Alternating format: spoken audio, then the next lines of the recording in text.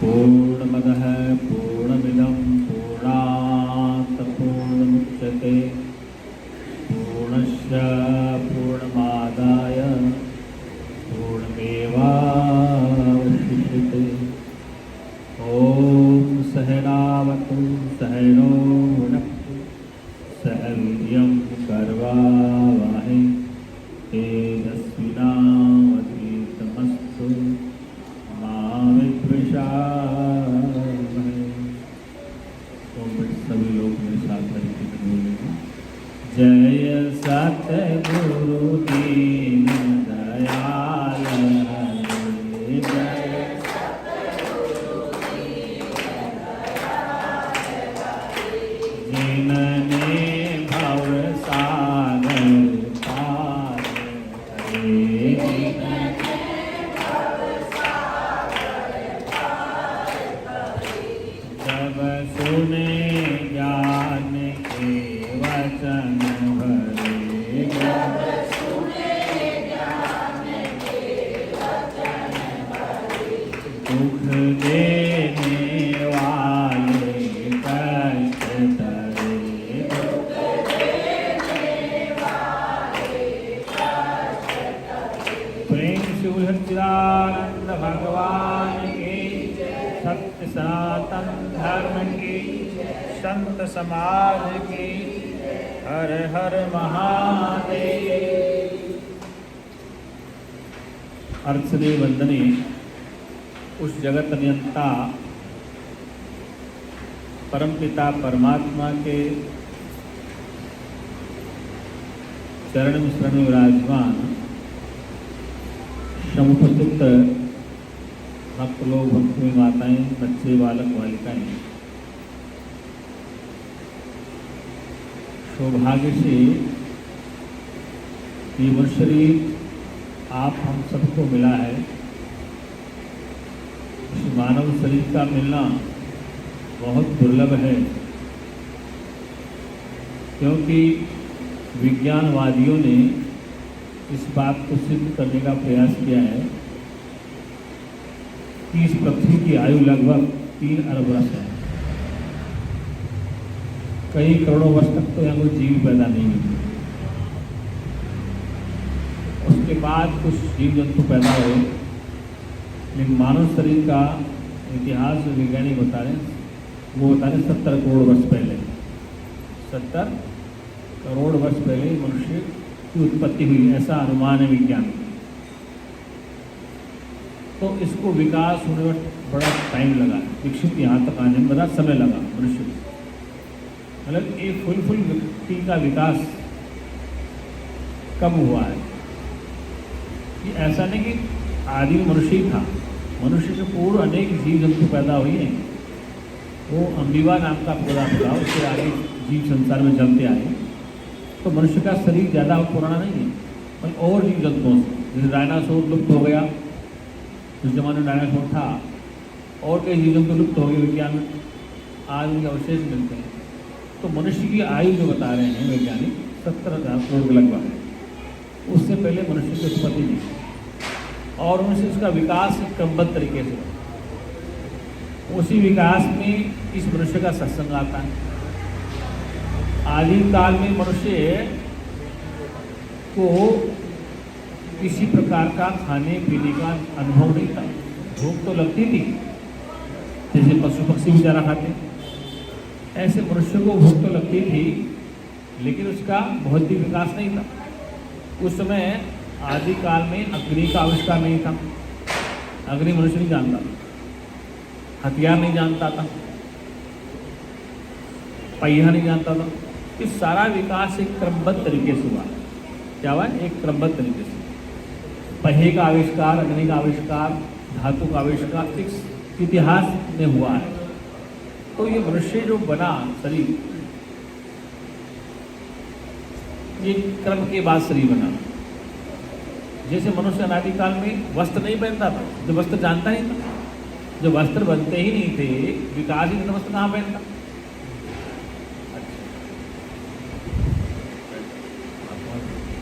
तो वस्त्र नहीं थे, तो ये दिगंबर रहता था। और जब अग्नि का आविष्कार नहीं था तो कंदमूल खाता था, और कंदमूल नहीं होते थे जंगली जानवरों को खाता था कच्चा। ये हमारा इतिहास आप सबका, इसमें आपके हमारे बुजुर्ग सब थे। जब आग का आविष्कार नहीं था तो फल फूल मिल गए, नहीं तो पशुओं को खाता था। और पशुओं को भी कैसे खाता था? बिना पकाए, आगे नहीं जानता था। आग का विकास बहुत बाद में हुआ, फिर हथियारों का भी हुआ, धातु भी हुआ। धातु में हथियार का आविष्कार, तलवार बर्छी वाला, ये पहले नहीं जानता था मनुष्य।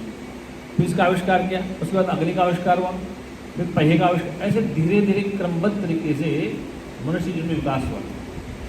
और उसके बाद फिर कोई पढ़ने लिखा आविष्कार आया, उसके बाद कोई पढ़ना लिखना हुआ, उससे पहले था ही नहीं। तो मनुष्य अनादिकाल में, आदिकाल में प्राचीन इतिहास है कि मनुष्य पशुओं को कच्चा खाता था, आग नहीं जानता जलाना, वस्त्र पहना नहीं जानता, दिगंबर घूमता था, स्त्री पुरुष हो, पेड़ पौधे पत्तों की खालों से सतन ढकते थे, शरीर को ढक लेते थे। तो धीरे धीरे क्रम से विकास हुआ। आज आप हम सब कपड़े पहन के बैठे, IT की कंपनी में आके मोबाइल की नियम की विकास हुआ है। ये बहुत समय बाद विकास हुआ और आज भी विकास चल रहा है। तो इसका एक क्रमबद्ध तरीका है। अब किसी समय जाके ये बात किसी के दिमाग में आई, कल्पना करी कि भगवान कोई नाम की चीज़ है। किसी मानव ने कल्पना की कि एको हम भविष्यामी, एक से मन एक बन जाऊँ। वेद का मंत्र आता है कि एको हम भविष्यामी, मैं एक से अनेक बन जाऊँ। ये कल्पना करने वाला कोई ईश्वर था या मनुष्य था?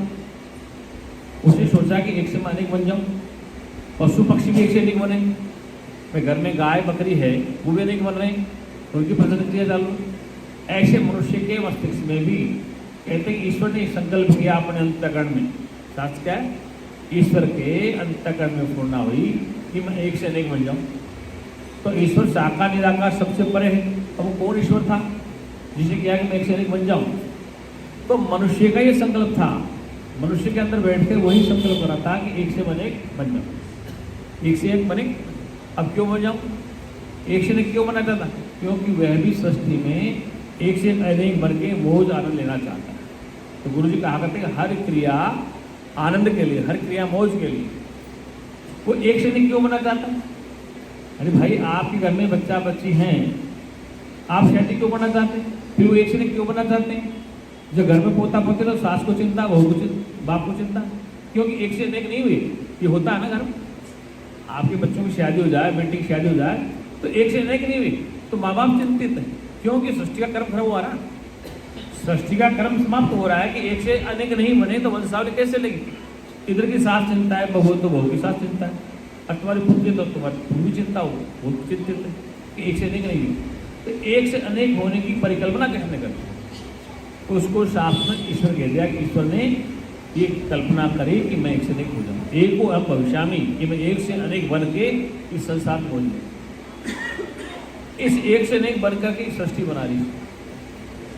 क्या सृष्टि? सृष्टि कौन सी? देखो, एक से अनेक बन गई वो सृष्टि बाद में, पहले ईश्वर की बनी सृष्टि। क्या बना ईश्वर ने? जिसे निराकार कहते हैं, साकार से परे कहते हैं, आत्मा परमात्मा कहते हैं, चेतन कहते हैं। ये चेतन की कल्पना करने वाला कौन है? जिसने चेतन का नाम रखा, जिसने आत्मा का नाम रखा, जिसने ब्रह्म का नाम रखा, जिसने ईश्वर का नाम रखा, जिसने जीव का नाम रखा, जिसने प्रकृति का नाम रखा, जिसने नाम रूप रखा, जिसने ज्ञान रखा, जिसका ज्ञान रखा, वो कौन है? उससे पूरी सृष्टि बन चुकी थी, जिसमें आकाश बन चुका था, वायु बन चुकी थी, अग्नि बन चुकी थी, जल बन चुका था, पृथ्वी बन चुकी थी। ये पंच तत्व तो पहले बन चुके थे। और अंतरिक्ष में जो दिखाई दे रहा आकाश, सूर्य, चंद्रमा, तारे, ये सब बन चुके थे। उसके बाद ये कल्पना हुई कि वो ब्रह्म है, वो चेतन है, वह ईश्वर है, वह अविनाशी है, वह ज्ञान स्वरूप है, वो आत्मस्वरूप है, वो अविनाशी है, वो अजन्मा है, वो नित्य। ये कल्पना कौन कर रहा है? जो इसको बनाने वाला है। जिसे आकाश को, आवाज साफ आ रही? आवाज नहीं आ रही? आवाज गूंज रही क्या? अब इसमें कई बार मशीन गड़बड़ कर देती है। तो नीचे कहाँ चल रहा था, कहाँ छोड़ा था?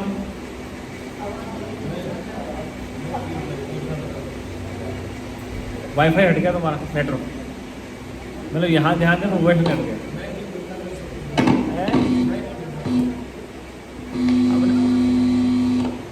हमने ये कहा था कि वो अविनाशी है, वो चेतन है, वो ज्ञान स्वरूप है, वो ब्रह्म है, वो अजन्मा है, आवाज आ रही, वो नित्य है, वो शाश्वत है, वो सनातन है, वो अविकारी है, वो निर्विकार है, वो साक्षी है। कि किसने कल्पना कर ली, ये किसने सोच लिया? भाई आकाश बन गया, ध्यान से सुनो, दिमाग रखना, आकाश बना, आकाश में सूर्य लटक गया, चंद्रमा हो गया, समुद्र, तालाब, हवा, पानी, पृथ्वी सब बन गया। उससे पहले कोई कल्पना नहीं थी। जब ये बन गए, पंच तत्व बन गए, अंतरिक्ष बन गया, पृथ्वीलोक बन गया, पातालोक बने, उस बनने के बाद कोई कल्पना कर रहा है कि वो अविनाशी है। उससे पहले क्या करता अविनाशी? कोई कल्पना करने वाला है? उससे पहले कौन था? आकाश, वायु, अग्नि, जल, मिट्टी से पहले कौन था? मतलब प्रकृति जरा दी, पहले प्रकृति बनी। अब प्रश्न हम खड़ा करते हैं कि आकाश जिसने बनाया वो कहाँ बैठा था? तो कहाँ बैठ के बनाया आकाश? फिर बोले सूर्य बनाया, वो कहाँ बैठ के? तो सूर्य से अलग कहाँ रहा हो? फिर चंद्रमा बनाया, फिर चांद से पहले वो कहाँ रहा होगा? फिर उसने आकाश खाली भाग में बनाया, वो खाली भाग में हवा बनी, हवा से पहले वो कहाँ बैठा था? फिर इसमें अग्नि बनी, अग्नि से पहले वो कहाँ था? फिर पृथ्वी बनी, पृथ्वी से पहले वो कहाँ रहा? फिर जल बना, जल से पहले वो कहाँ रहा? पाताल बना, उससे पहले वो कहाँ रहता था?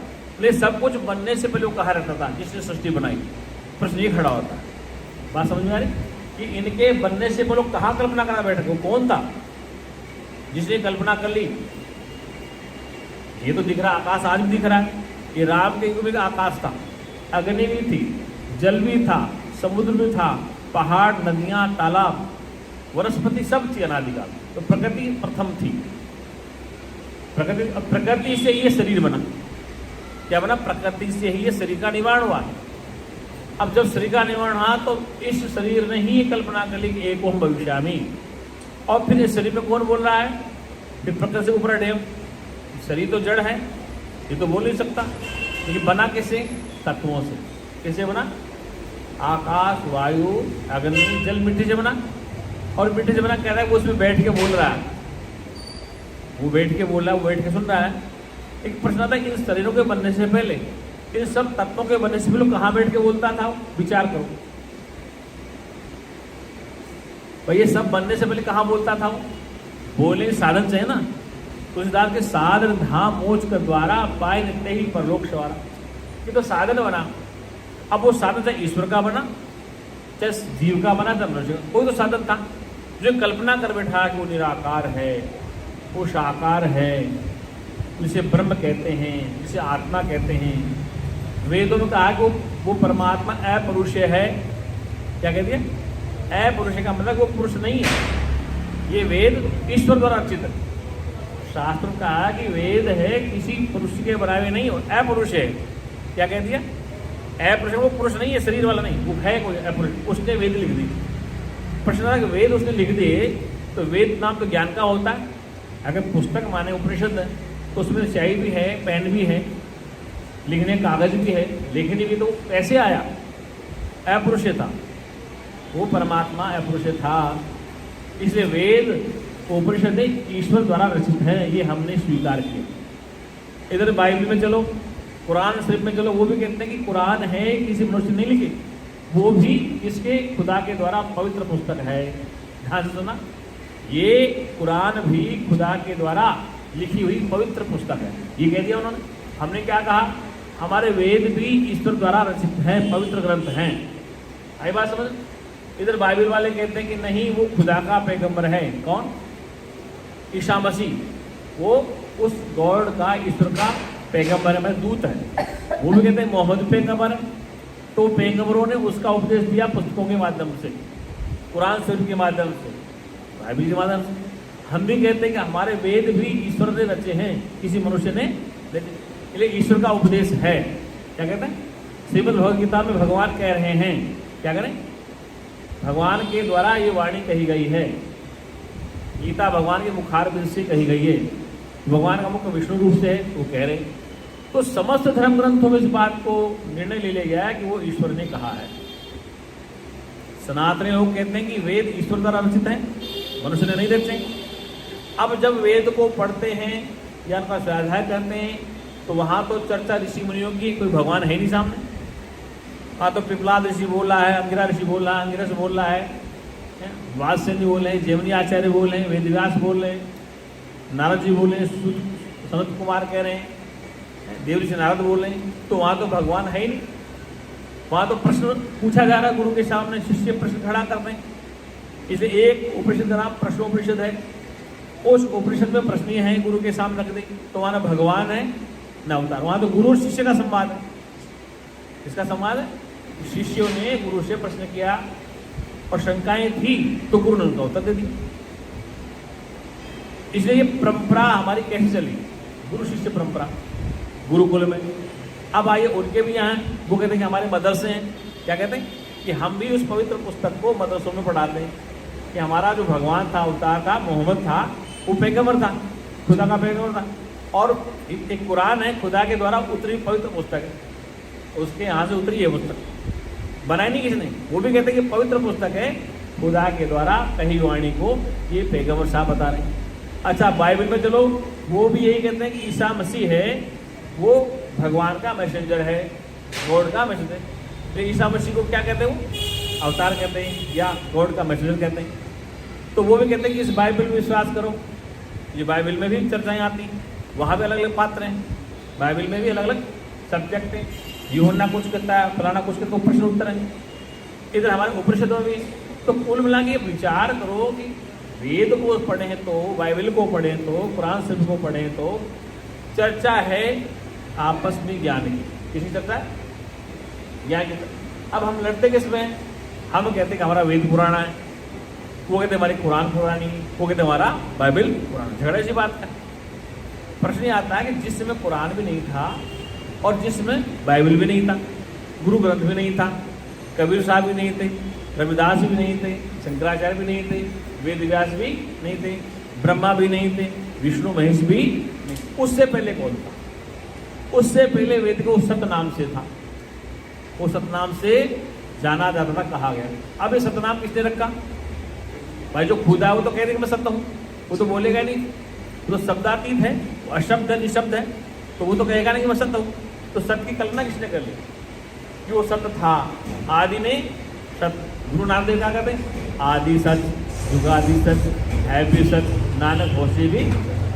तो गुरु नानक देव कह रहे हैं आदि में सच था, है भी सच, आगे भी सच रहेगा। ऐसे वेद भी कहता हमारे इसी बात को। गुरु नानक देव ने 500 वर्ष पहले कहा, हमारे वेद ने 1000 वर्ष पहले कह दिया, 5000 वर्ष पहले कह दिया कि भगवान कृष्ण की आयु 5200 वर्ष मानते हैं। महाभारत काल 5253 वर्ष हो गया, उस समय भी कह दिया। उपनिषद उससे पहले रची गई, वेदों की रचना पहले हुई, तो वहाँ भी कह दिया। सदैव सौम्य आज देख एक में आदित्य, हे सौम्य। गुरु कहता है शिष्य, शिष्य आज्ञाकारी है, तो उसको कहते सौम्य, हे सौम्य। पहले आदि में सतनाम से कहा जाना एक परमात्मा सत्य ही था। अब वो सत्य ही सत्य ही रहेगा। पहले सत्य था, अंत में सत्य है, तो मध्य में असत्य नहीं हो सकता। गुरु जी कहा करते थे कि पहले सत्य है, अंत में सत्य है, तो मध्य में उससे अलग नहीं हो सकता। अब फिर कहते नाम रूप मिथ्या है, तो पहले वाला नाम रूप से रहित था, अंत नाम रूप से रहित रह जाएगा, और बीच में जो नाम रूप वाला दिख रहा है वो क्या है? वो उस सत्य से अलग नहीं है। पहले कह दिया कि मूंगफली है, ये दाना मूंगफली है, फिर कहते छिलका हटाओ, इनाम रूप है, इनाम रूप को हटाओ, अब दाना मूंगफली हो गया। तो परमात्मा के नाम रूप हटा दिया, वो रहे। अब प्रश्न है, उस दाने को फिर उगाएंगे तो फिर उसमें छिलका आ जाएगा, वो तो साथ रहता है छिलका। किसान खेत में बीज का छिलका नहीं बोता है कभी भी। किसान सरसों की बीज को बोता है, फली नहीं बोता है। ग्वार के बीज को होता है, मूंगफली के बीज को होता है, छिलका होता है। आप हम आम खा के फेंक देते हैं, आम का मसाला खा लिया, मीठा मीठा खा लिया, छिलका खा लिया, और बीज में क्या ना गुठली। अब हमने उसको बो दिया। अब उसको बो दिया तो नाम रूप से रहित होगी गुठली, तो छिलका उतर गया, उसका मुरब्बा हमने खा लिया। अब क्या हो गया? वो नाम रूप से रहित होगी गुठली। मूंगफली का छिलका निकाल दिया, मूंगफली खा ली, वो नाम रूप से रहित होगी। अब नाम रूप से रहित थी, उसको हमने बोया, अब उस छिलका में फिर गुठली कैसे आ गई? उस आम के पेड़ में हमने वही गुठली दी, फिर उसमें पत्ते आए, फूल आए, शाखाएं बनी, फिर फूल आ कर फिर फल बना, और फल बनते बनते हमने जिसको बोया था वो भी आ गया, और जिसको खा के फेंका था वो भी आ गया। वो कहाँ से आ गया भाई? हमने खा लिया सारा माल और गुठली वही थी। अब वो पौधे के रूप में फिर उसमें मलबा आ गया, वो क्या नाम माल आ गया, फिर आम पक गया, फिर चूसो।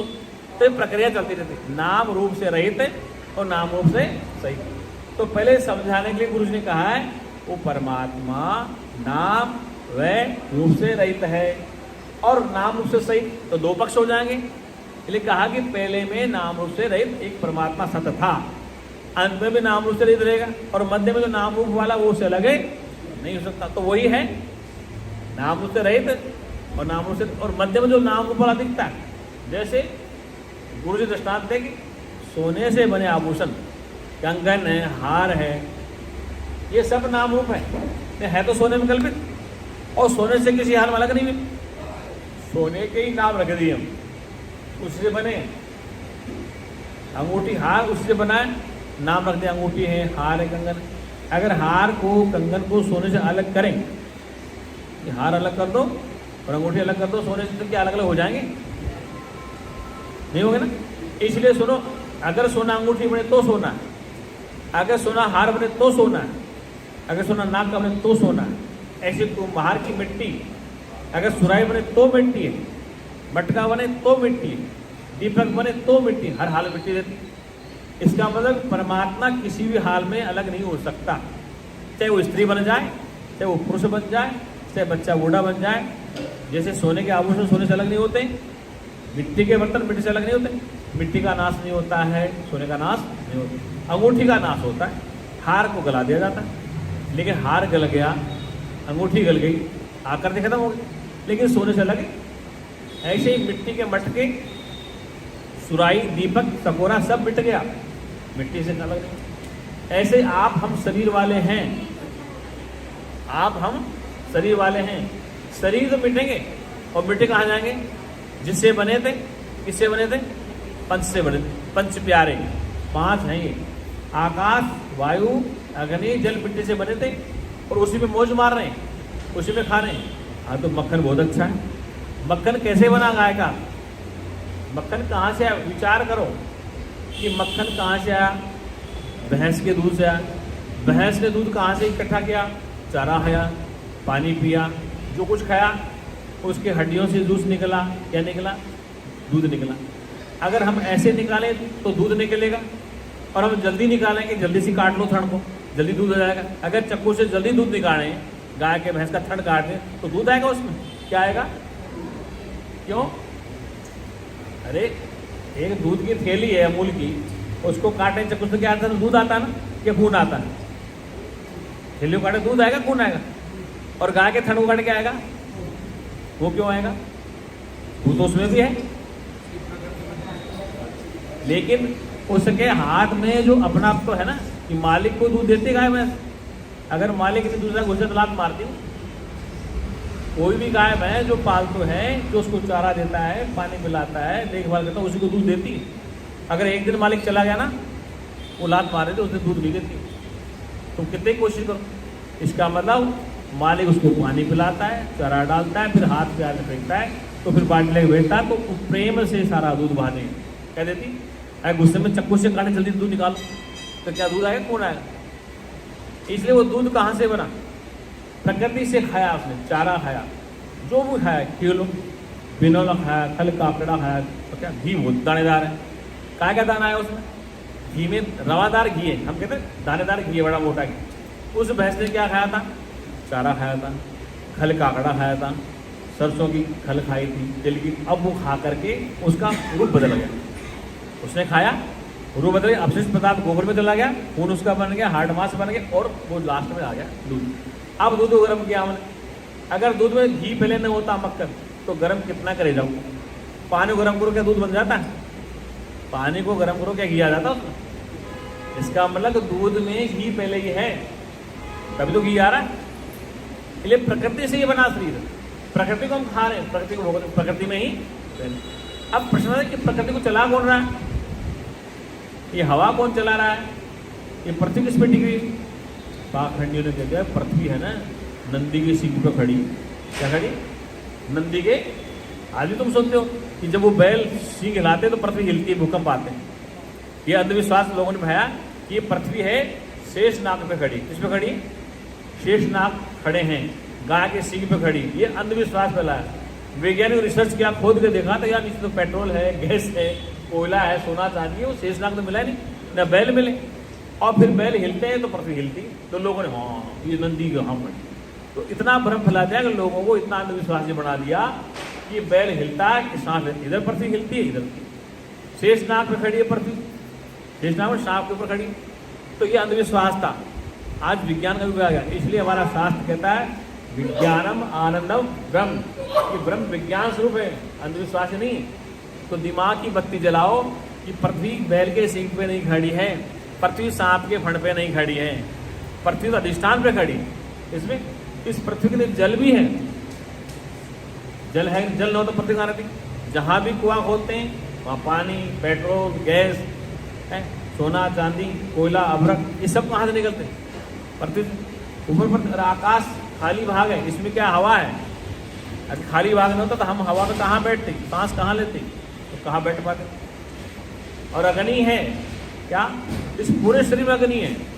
अगर अग्नि ना हो तो तुम एक मिनट नहीं जी सकते। आपने किसी मुर्दे को देखा होगा, कहा क्या शरीर ठंडा पड़ गया, क्या हो गया? शरीर ठंडा क्यों पड़ गया? कि अग्नि तक तो जा रहा है धीरे। अरे महाराज अब शरीर ठंडा हो रहा है, हाथ पे सुख ठंड, क्यों? अग्निदेव विदा हो रहे हैं। अब कहाँ होंगे विदा? कि शरीर में रोम रोम में अग्नि है, रोम रोम में जल है, और रोम रोम में हवा है। क्या है? पूरे बॉडी में हवा है, पूरी बॉडी में अग्नि है, और पूरी बॉडी में क्या है? पृथ्वी है। पूरी बॉडी में आकाश है। आकाश मतलब डांस में कहीं भी चीज दे, इंजेक्शन लगा दे, खोपड़ी में लगा दे, आँख में लगा दे, यार खाली बाग है। फिर इसमें अग्नि भी है। अग्नि नहीं तो बचना कहाँ से आएगा? अग्नि नहीं तो भोजन कैसे बचेगा? अग्नि शरीर में है, वायु भी इसमें है, जल भी इसमें है। इसलिए हम अग्नि, वायु, जल, मिट्टी को ग्रहण करते हैं। क्या करते हैं? मिट्टी को हम ऐसे खाएंगे, खा सकते, मिट्टी के रूप में क्या खाएंगे? अन्न खाएंगे, फल खाएंगे, दूध पिएंगे। वो कहाँ से बना है? इसलिए प्रक्रिया एक कि मिट्टी से मिट्टी का शरीर बनता है, और मिट्टी के शरीर बनते हैं। मिट्टी से मिट्टी का शरीर बनता है, किसी का सोना चांदी का शरीर नहीं बनता। मिट्टी खाई, मिट्टी बड़ी, मोटे हो गए, क्या हो गए? पत्नी मोटी होगी, बेटा मोटा, और वो मिट्टी से पैदा हो रहे बच्चे हो रहे। मिट्टी के बच्चे पैदा सोने चांदी थोड़ी होते हैं, और मिट्टी से बढ़ रहा। तो सारा संसार मिट्टी से बना। किसे बना? वो सच्चिदानंद भगवान की सबसे बड़ी बात है। वो सुनो, ये जब शरीर मिट्टी का है, शरीर चमड़े का है, किसका है? बच्चे किसके चमड़े के? माता पिता चमड़े के। तो ये चमड़ा सबके लग रहा है, सोना चांदी लग रहा है? क्या लग रहा है? गाय को, भैंस को, मनुष्य, किसी को देख लो, चमड़े के ऊपर शरीर नहीं बन सकता। चमड़े के ऊपर कोई शरीर बन सकता है? सारे अंग प्रत्येक चमड़े के, संतानें चमड़े की, चमड़े से चमड़ा पैदा हो रहा है। क्या हो रहा है? कोई सोना चांदी। ये सारा संसारिक समस्थित चमार है पूरा शरीर। ये है कि नहीं? और ऐसे कैसे कह दिया आपने? आप व्यास गति वैसी भाषा करते परिभाषा। अरे भैया बात को तुम काटो, बात को, तर्क को तुम ठीक करो कि क्या है शरीर चमड़े का नहीं? क्या इसमें खोट नहीं है? क्या इसमें पानी नहीं है? तो क्या बना आगे? इसलिए सारी प्रक्रिया है। अब प्रश्न आता है कि इसको चला कौन रहा है? तो फिर वेदांत कहते भाई इसमें है कोई चलाने वाला, इसमें कोई है चलाना। वो न जल है, न मिट्टी है, न आकाश है, न वायु है, न अग्नि है, न फिर भी वो है। वो बोल रहा है। क्या कर रहा है? वो सुन रहा है। तुलसीदास कहते श्रोता वक्ता ज्ञान दी, कथा राम की गुण। श्रोता भी, सुनने वाला भी, और सुनाने वाला भी, दोनों ज्ञान स्वरूप है। क्योंकि अगर श्रोता में ज्ञान न हो तो वक्ता चिल्लाता रहे। एक खंबे, ये पंखे, इतने साल से सत्संग सुन रहे, गुरु जी सुना के, मैं भी सुना रहा हूँ 25 साल, तो क्या ये सुन रहे हैं? चेतन व्यापक तो है, इनमें भी है, लेकिन वो सुसुप्ति में है। इसलिए सत्संग सुनने के लिए मनुष्य का शरीर होना आवश्यक है। मनुष्य का शरीर होना आवश्यक, और मनुष्य का शरीर होना जरूरी सत्संग सुनाने के लिए। चाहे वो राम बन के आए, चाहे बुद्ध बन के आए, चाहे कृष्ण बन के आए, चाहे कबीर, दादू, पलटू, नानक, रसखान, जो भी बन के आए, क्या लेके आए? ये पंच तत्वों का चोला लेकर आया है। तो गीता में कहते हैं कि पंचजन्य शंख बजाया भगवान ने। पंचजन्य मतलब 5 को साथ रखता है। अरे आपके पास 5 है तो आप शंख नहीं बजा सकते। कोई शंख बजाता है, कोई मुरली बजाता है। पंचजन्य मतलब ये शरीर 5 तत्वों से बना है। अगर ये नहीं है तो तुम शंख नहीं बजा सकते, मुरली भी नहीं बजा सकते, तो तुम बोल सकते हो। तो पंचजन्य मतलब 5 को साथ रख करके हम सारे काम करते हैं। इसमें एक भी कम हो जाए, डॉक्टर पानी कमी हो गई, ले भैया बड़ा मुर्दा। डॉक्टर इसमें वही तत्व कम हो गया तो बड़ा मुर्दा। दिमाग में ऑक्सीजन नहीं जा रही है, पागलों को पड़ा। इसमें सिस्टम चलता पूरी बॉडी में। इसमें ऑक्सीजन दिमाग में भी जाती है, कई बार गड़बड़ हो जाती है, दिमाग खराब हो जाता है। क्यों? कि उसमें हवा नहीं जाती, दिमाग खून जम जाता है, ऑक्सीजन नहीं जाता, चक्कर आते हैं, ब्रेन का दौरा आता, पागल बनाता। फिर डॉक्टर चेक करते हैं कि इसमें क्या हो गया, इन्फेक्शन हो गया, खून में यूरिया मिल गया, खून में यूरिन मिल गया, फिर वो एंटीबायोटिक देते हैं बेचारे, फिर ठीक कर रहे हैं। तो ये सिस्टम है पूरा बॉडी। अब वो दवाई भी परमात्मा के रूप में, डॉक्टर भी उस रूप में, क्योंकि वेद का मंत्र आता है या देवो सर्व औषधिषु शक्ति रूपेण संस्तते नमस्तस्य नमस्तस्य नमो नमः। वो देवता वनस्पतियों में भी, औषधियों में भी शक्ति रूप से विद्यमान है। अगर तुलसी में ताकत न हो तो काढ़ा काम क्या करेगा? अजवाइन में भी है, सौंठ में भी है। आयुर्वेद के नुक्ते हैं, आयुर्वेद में सौंठ, मेथी, अजवाइन, ये क्या, ये रत्न है आयुर्वेद में। हरड़ भरड़ आंवला, ये आयुर्वेद के रत्न। हरड़े भरड़े आंवला, क्या, सौंठ और आपके अजवाइन, ये क्या, नमक, ये एक आयुर्वेद के रत्न है। अगर ये तो आयुर्वेद बेकार है, ये आयुर्वेद में क्या चीज़ है? हरड़ भरड़ आंवला, नमक है, काला गोरा पीला जो भी नमक है, और ये वनस्पति। और फिर कहते हैं, पुराने लोग कहते हैं अजवाइन खाती थी माता बहनें, सौंठ खाते थे, मेथी खाते थे। इसका मतलब वो आयुर्वेद की चीज़ें खाते थे, उससे शरीर का विकास होता था, शरीर में फुर्ती होती। तो हम क्या खाते हैं? प्रत्यक्ष अप्रत्यक्ष रूप में, डायरेक्ट या इनडायरेक्ट रूप में हम पृथ्वी तत्व को ग्रहण करते हैं। क्या करते हैं? पुराने लोग थे ना, वो मेथी के लड्डू खाते थे मोटे बड़ा बड़ा, ये हमें याद है।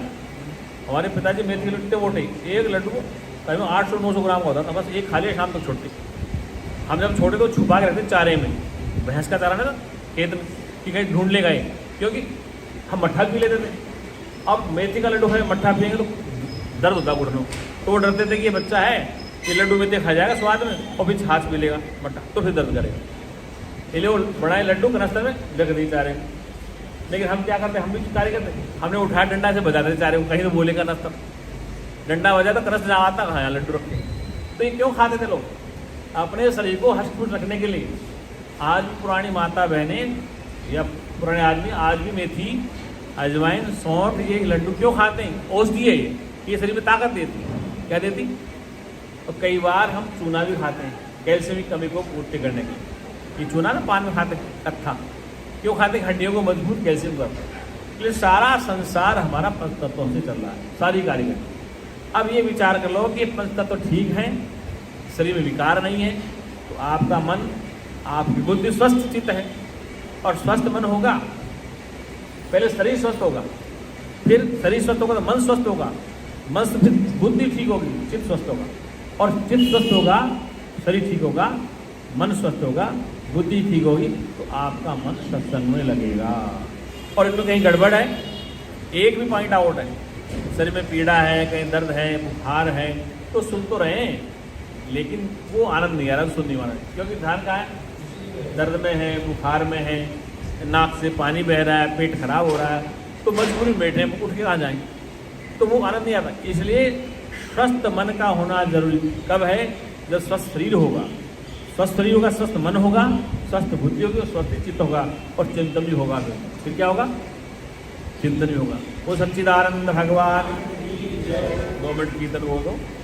सत्यम ज्ञान अनंतम ब्रह्म, सत्यम ज्ञान अनंतम ब्रह्म, सत्यम ज्ञान अनंतम ब्रह्म,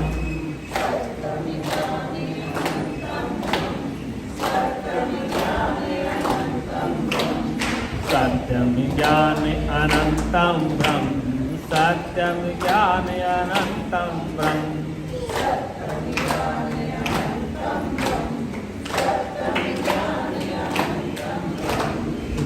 विज्ञानम् आनन्दं ब्रह्म विज्ञानम् आनन्दं ब्रह्म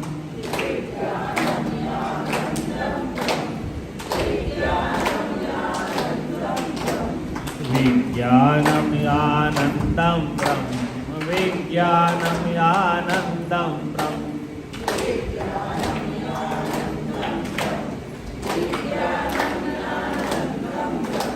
प्रज्ञानम् आनन्दं ब्रह्म प्रज्ञानम् आनन्दं ब्रह्म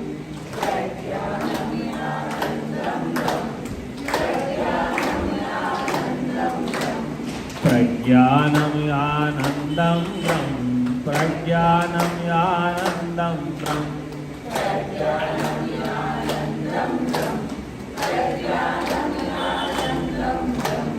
आनन्दं परमानन्दम् आनन्दं परमानन्दम्